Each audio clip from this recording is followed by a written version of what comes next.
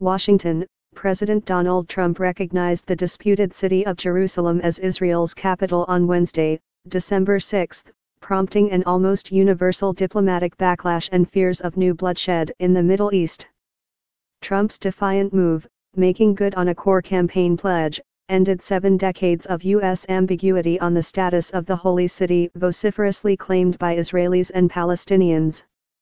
America's leader appeared further isolated, as allies and foes alike denounced his decision, and Palestinians questioned whether their dream of statehood, as part of a peace deal brokered by Washington, was still possible. But the U.S. president claimed this marked the start of a new approach to solving the Israeli-Palestinian conflict.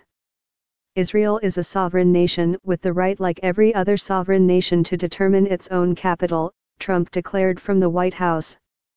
It is time to officially recognize Jerusalem as the capital of Israel, he said, urging calm and the voices of tolerance to prevail over the purveyors of hate.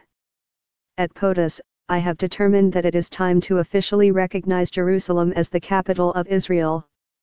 I've judged this course of action to be in the best interest in the United States of America and the pursuit of peace between Israel and Palestinians.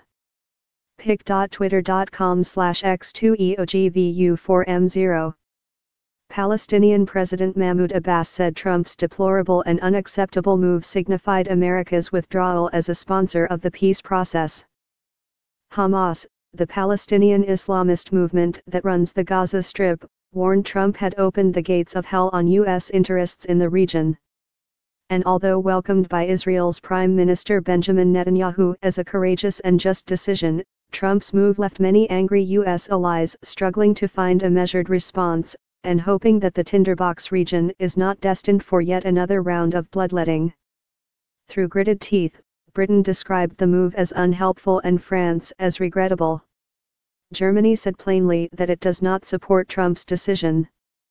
8 countries including Britain, France, and Italy pressed for an emergency meeting of the UN Security Council in response to the move, diplomats said.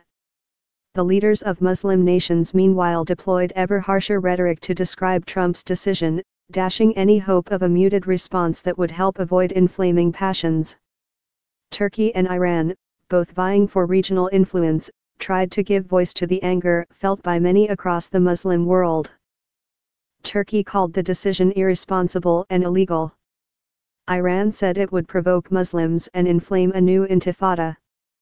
Diplomatic fallout making the announcement, Trump also kicked off the process of moving the U.S. Embassy from Tel Aviv to Jerusalem. In doing so, he begins to make good on a campaign promise dear to evangelical Christian and right-wing Jewish voters, as well as donors.